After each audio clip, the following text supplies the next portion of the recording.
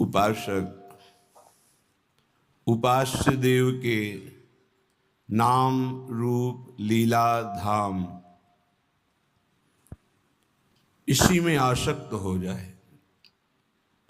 भगवान की त्रिगुणमयी माया का प्रभाव नाम रूप लीला धाम में जो आसक्त चित्त हैं उन पर नहीं पड़ता।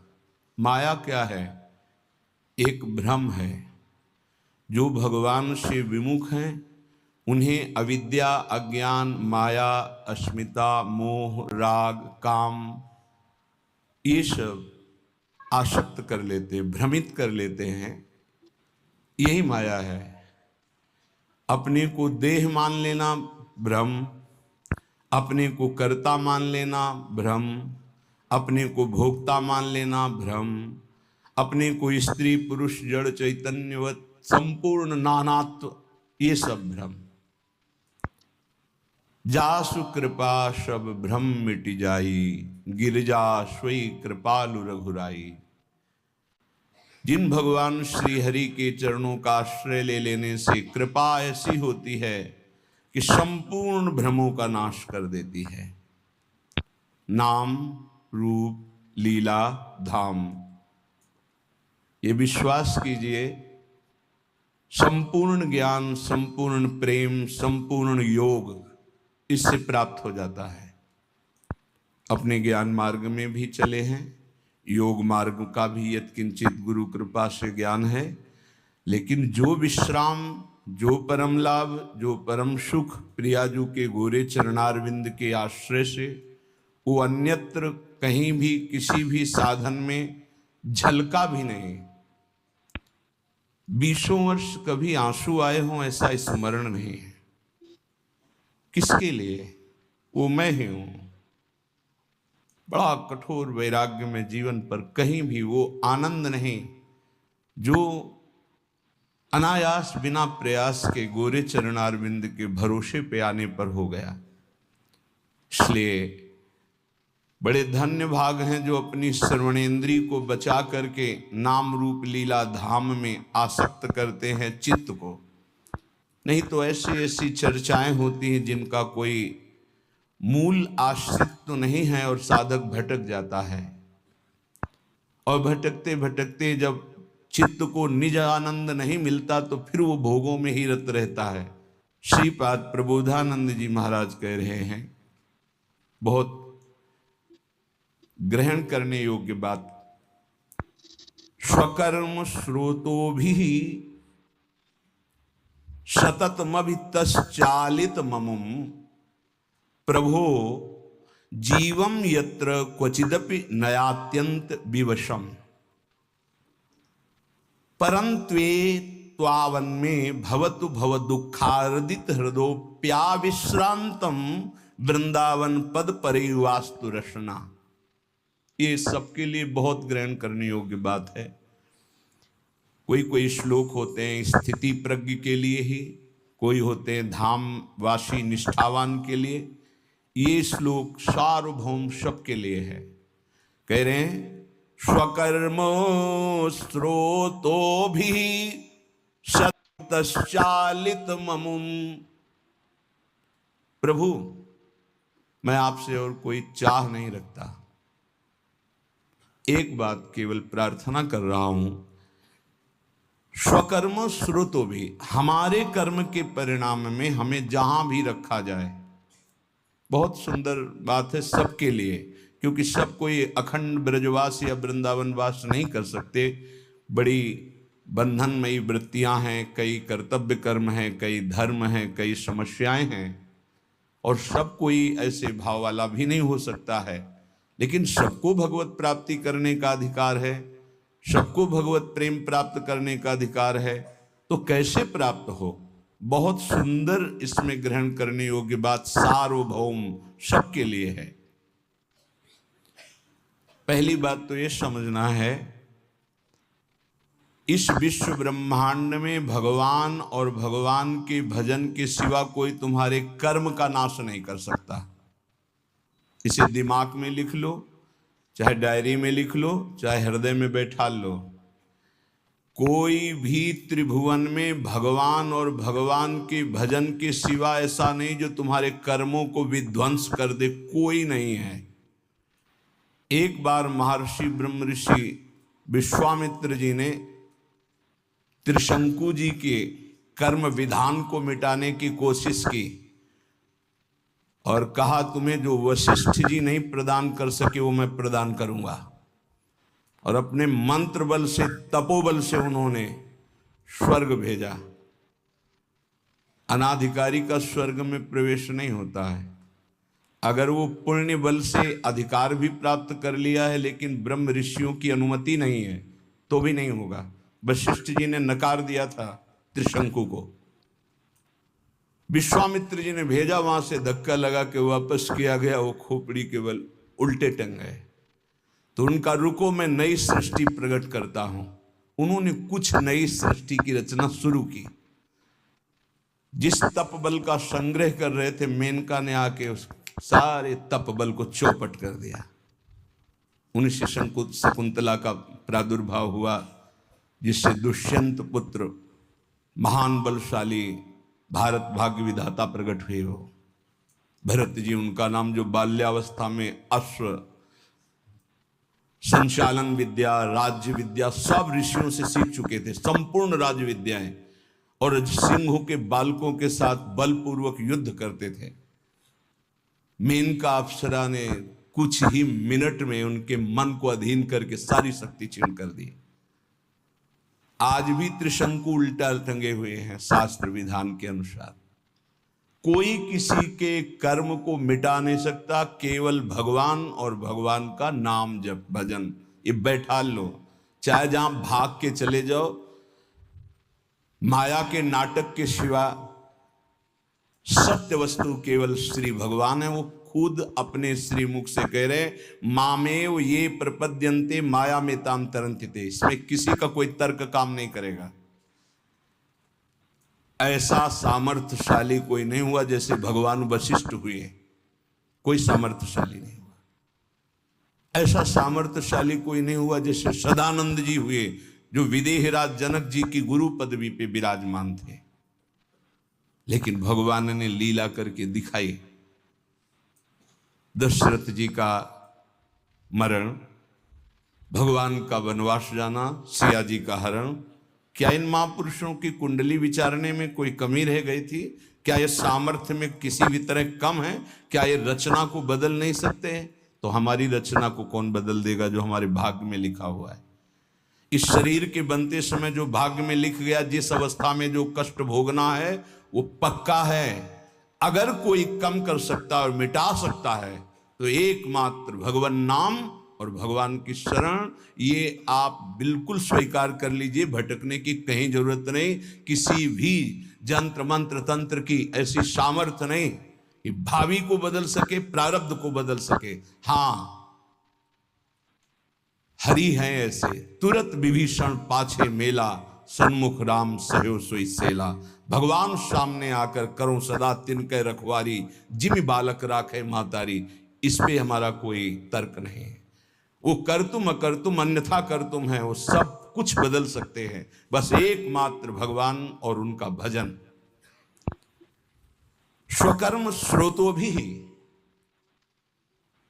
हरिवंश महाप्रभु कह रहे हैं, हित सजनी स्वरूपा है। यत्र यत्र मम जन्म कर्म भीर, मेरे कर्म के अनुसार जहां जहां मेरा जन्म हो, चाहे वो नरक भेजो चाहे परम पद भेजो, मुझे इसकी प्रार्थना आपसे नहीं है। यत्र यत्र मम जन्म कर्म भी नारके परमे पदे थवा।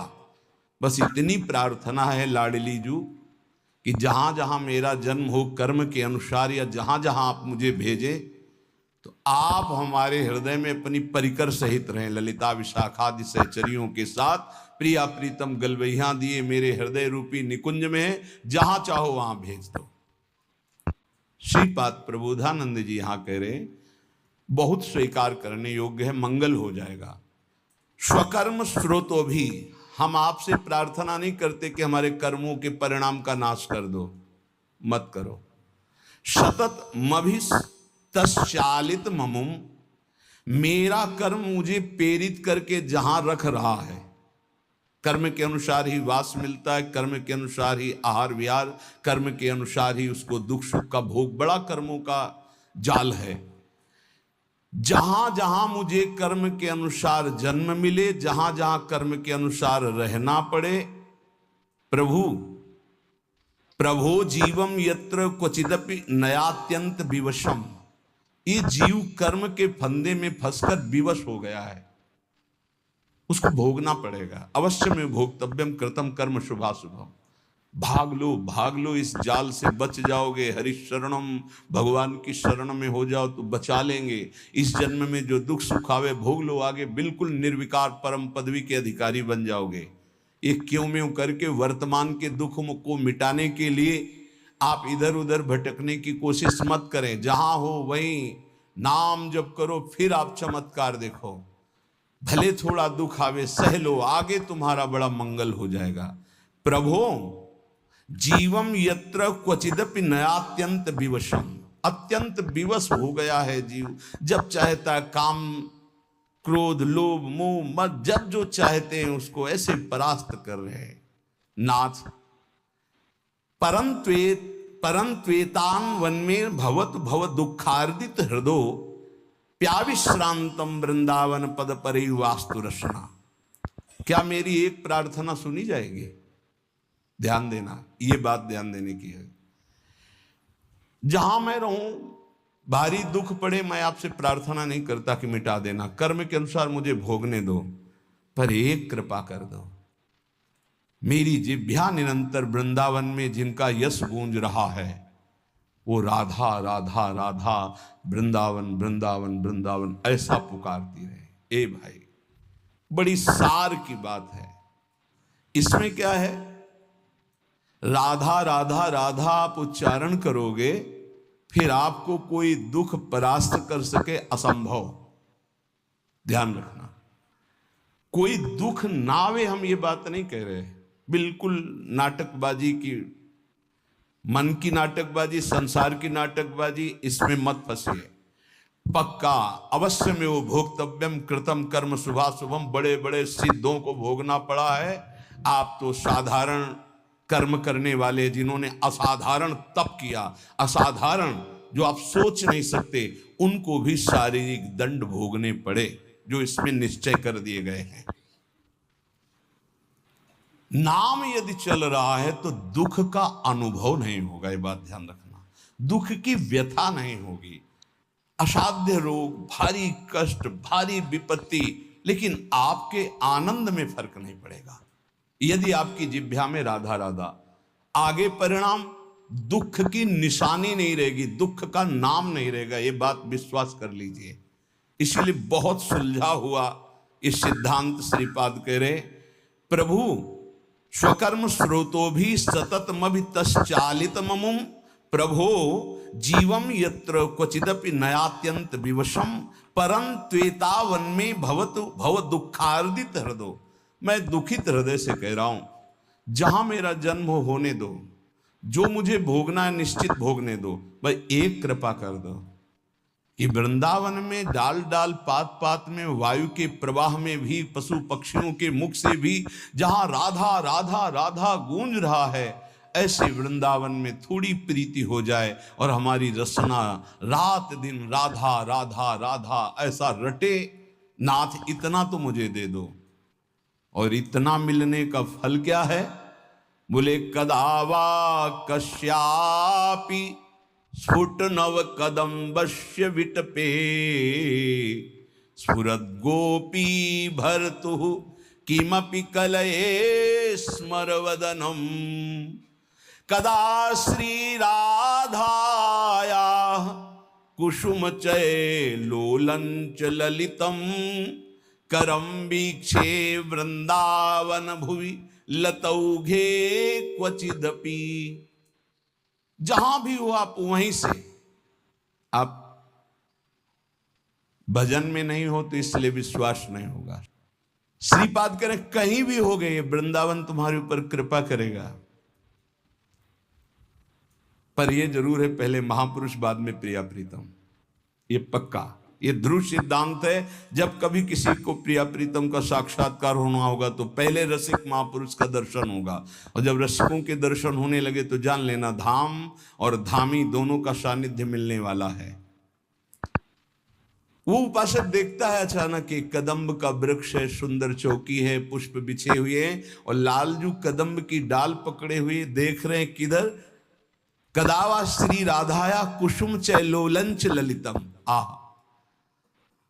नेत्र लोलायमान चंचल हो रहे हैं प्रीतम की तरफ और पुष्प का चयन कर रहे हैं श्री जी।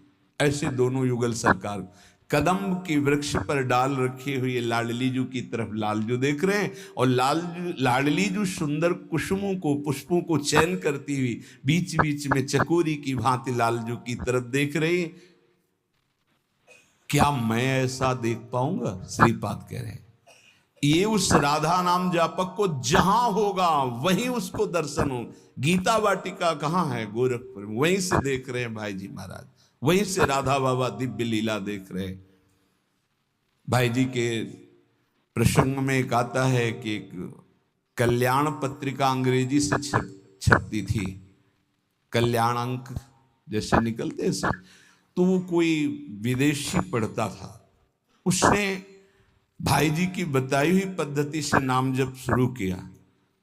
उसको एक दिन ऑफिस में श्री कृष्ण से बात हुई, वो भागा भागा वहां से गोरखपुर आया, गीता वाटिका भाई जी से मिला और कहा मुझे श्री कृष्ण मिले हैं। भाई जी की तो सिद्ध दृष्टि देखा, हाँ ये तो भगवत साक्षात्कार किए हुए। तो उनका भाई तुम बिना भक्तों के संग के, बिना धाम के ऐसे कैसे तुम विदेश में भगवान का साक्षात्कार? तो उन्होंने बताया हमने आपकी पत्रिका पढ़ी, उसमें नाम की महिमा, और नाम जब प्रारंभ किया तो नाम में सुख मिलने लगा। आपने जैसे जैसे कहा वैसे मैं कर रहा, मुझे श्री कृष्ण मिल गए। भाई जी ध्यानस्थ बैठे, क्या क्या तुमने देखा? वो बोलते जा रहे, भाई जी सही का निशान लगा, हाँ ठीक, हाँ ठीक। विचार कीजिए, वो दूर देश में बैठे हुए बात संत की मान रहा है तो भगवत साक्षात्कार हो रहा है। श्रीपाद कह रहे हैं तुम जहां भी हो, यदि राधा राधा राधा, तो इस कोटि का महाप्रेम में भगवत साक्षात्कार। इदम में किम भावी द्रुत कनक गौरच्छ विहरीन मणि श्यामो धामो द्वयमिहि मिथो शार्पित भुजम निरीक्षे तत्स्मेरम मम बहुविध प्रेम विस्तृतम सुखम पच्चाच्छाया द्वयमथ पुरो मूर्छित यतिमाम। हाय मेरा सौभाग्य कब ऐसा होगा कि 7 कुंभ तन गोरी श्री प्रियाजू गौर कांति श्रीअंग से प्रकट हो रही, नवीन जलधर इंद्र नीलमणि की सी कांति, मणिश्यामम धाम, और दोनों युगल सरकार परस्पर मिथो सार्पित भुजम गलवहियां दिए हुए निरीक्षेतत स्मरमम, वो मेरी तरफ देख रहे प्रिया प्रीतम,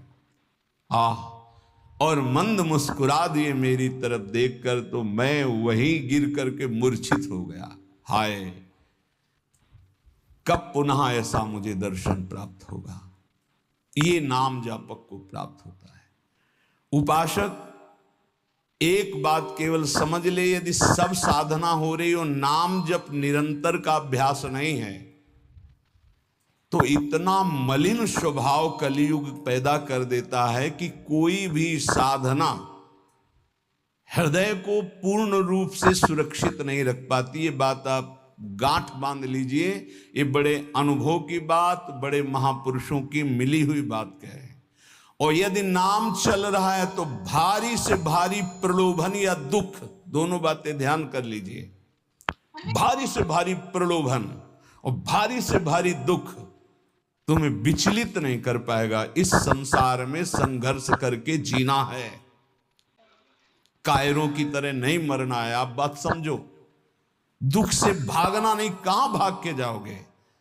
सुख में इतना घमंड नहीं करना है, क्या घमंड करोगे नाशवान पदार्थों का? सुख का चाहे जितना प्रलोभन आ जाए नाम नहीं छोड़ना, और दुख का चाहे जितना भयावह स्वरूप आ जाए नाम नहीं छोड़ना। फिर आप देख लेना, सुख और दुख तुम्हें आकर्षित नहीं कर सकते, वो स्वयं नष्ट हो जाएंगे, तुम परमानंद में निमग्न रहोगे। इसमें बहुत बड़े महाभागवत का उदाहरण श्री ठाकुर हरिदास जी महाराज। इसी होली की पूर्णिमा को जो प्रतिपदा आती है, प्रेमावतार महाप्रभु श्री कृष्ण चैतन्य देव जी इस धराधाम पर प्रकट होकर के भगवान नाम रूपी अद्भुत सुख की वर्षा की, उन्हीं के पार्षद हैं ठाकुर भक्त हरिदास जी, जिसकी जिह्वा पे नाम है ए जगत पावन करने वाला। श्री कपिल भगवान से माता देहूती जी के अहो वत्स्वपचतो गरीयान यज्जिह्वाग्रे वर्तते नाम तुभ्यम ते पुस्तपस्ते जुहुः शश्नुरार्या ब्रह्मानुचूर्णाम गृणन्ति एते। यदि वो चांडाल कुल में भी जन्मा हो, राधा राधा कृष्ण कृष्ण कृष्ण, तो कह रहे हैं कि उसने सारी तपस्या कर ली। तेपुस तपस्ते जुहुः शश्नुरार्या, उसने सारी तपस्या कर ली, उसने स्वर सहित वेदों के पाठ का फल प्राप्त कर लिया, उसने समस्त यज्ञ कर लिया, उसने सारे तीर्थ अवगाहन कर लिए, जिसकी जिह्वा पे नाम चल रहा है राधा राधा राधा। अहो वत्स्वपचतो गरीयान, वो चाहे चांडाल क्यों न हो। भगवान की पूर्ण कृपा का कैसे हम परीक्षण करें कि हमारे ऊपर कृपा है। सेवक जी महाराज कह रहे हैं, हरिवंश कृपा हरिवंश कहें, हरिवंश कहें हरिवंश लाहें, हरिवंश सुलाभो सदा तिनके, सुख संपत्ति दंपति जूजिन के। हरिवंश की कृपा क्या है कि निरंतर नाम चल रहा है। उसका फल क्या है? बोले वो मिलेंगे जिनका नाम तुम जप कर रहे हो, और परम लाभ प्रतिपल होता चला जाएगा। ये कृपा का फल है। हरि की कृपा का कहां उदय हो जाए कुछ नहीं कहा जा सकता, और जहां कृपा उत्पन्न हो जाती वहां सर्वाश्चर्य प्रकट हो जाता है। जिनके भ्रूभंग मात्र से त्रिगुणमयी माया ने अनंत ब्रह्मांडों का सृजन कर दिया, उस अखिल कोटि ब्रह्मांड नायक भगवान को अधीन करने की सामर्थ्य जिसमें है, वो है नाम। नाम ध्यान से सुन लीजिए, बड़ा प्रपंच फैला हुआ है जो नाम को नहीं पकड़ने दे रहा। मेरी बात, मेरी प्रार्थना मान लीजिए, अगर जीवन को इस लोक और परलोक में मंगलमय बनाना है तो नाम पकड़ लीजिए। बड़े बड़े सिद्धों की बात कह रहे, ये बेचारी जबान क्या महिमा वर्णन कर सके नाम की। एक जीव भगवान अनंत शेष जी के 2000 जिह्वा दिव्य हैं, वो भगवान हैं और निरंतर भगवान की महिमा गान करते हैं, पार नहीं पाते। चारों वेद भगवान की महिमा करके नेति नेति कह दिए। उन भगवान की महिमा कोई बेचारी पार्थिव जीव क्या वर्णन करे। हरिनाम जिसकी जिह्वा पे आ गया, हरि की अपार कृपा हो गई। नाम जप से कोई ऐसा कार्य नहीं है जो सिद्ध ना किया जाए। बड़े भाग्यशाली हैं जिसकी जिह्वा पे सुमधुर भगवान के नाम जप करने का चस्का लग गया है। उसके लिए संसार में कोई वस्तु ऐसी नहीं, कोई पद ऐसा नहीं जो प्राप्त ना कर सके। एक तरफ एक नाम जप करे, ध्यान से सुनना, एक तरफ यज्ञ करे, बड़े बड़े योग करे, जप करे, तप करे, ध्यान करे, पूजा करे, निष्ठा करे, समाधि, और फिर फल निकाला जाए तो नाम जापक का फल निकलेगा भारी। क्यों? क्योंकि नाम जापक दैन्य होगा, उसको साधन का बल होगा। मैं योगी, मैं तपस्वी, मैं ज्ञानी, मैं याज्ञिक, मैं दानी, मैं विद्वान, और वो तृणादपि सुनीचेन नाम कर देता है दैन्य। अगर ये सब साधन हो रहे हैं और नाम में प्रीति नहीं हुई तो वो लोक लोकांतर जाएगा, तप लोक, जनलोक, महरलोक, ब्रह्मलोक, लेकिन भगवत प्राप्ति नहीं। अगर नाम जप कर रहा है तो सीधे उसको तत्वबोध होगा, सीधे भगवत प्रेम होगा, उसे किसी अन्य साधन की आवश्यकता नहीं। कल एक निर्गुण निराकार के उपासक बहुत सुलझे हुए संत आए हुए थे। उनका जो भाव था वो तो उन्हीं का भाव था,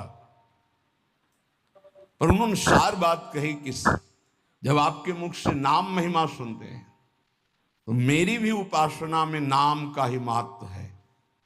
तो हमारी बात पुष्ट हुई कि निर्गुण निराकार की प्राप्ति और सगुण साकार की प्राप्ति, दोनों की प्राप्ति, या निर्गुण सगुण ब्रह्म ते न्यारो, प्रेम की प्राप्ति सब नाम में है। जो चाहो प्राप्त कर लो।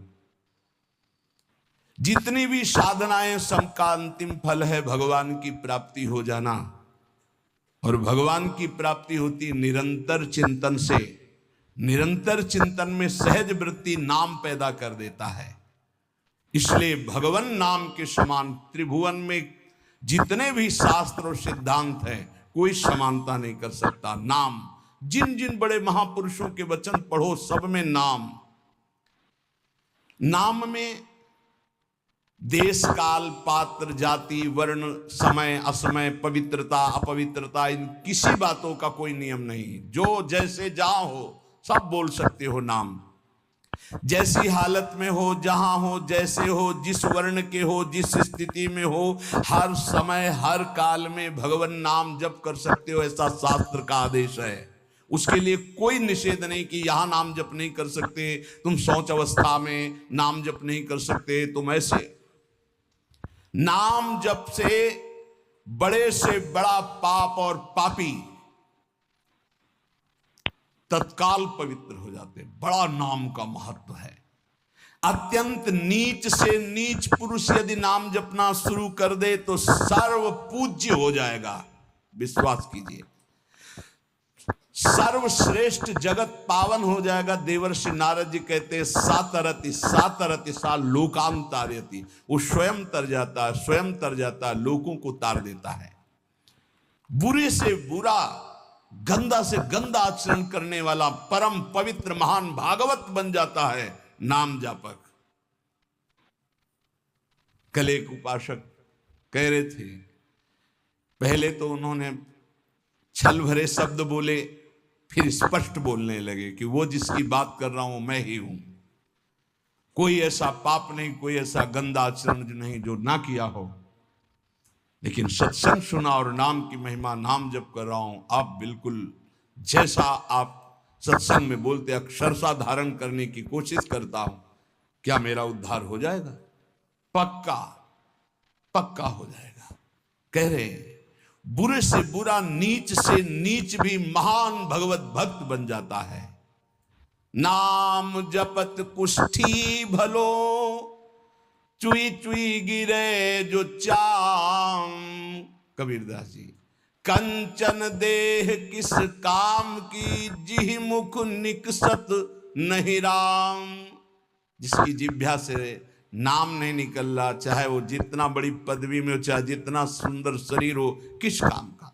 शरीर रोग ग्रसित है, वो राम कृष्ण हरि जप रहा है, वो जगत मंगल करने वाला है।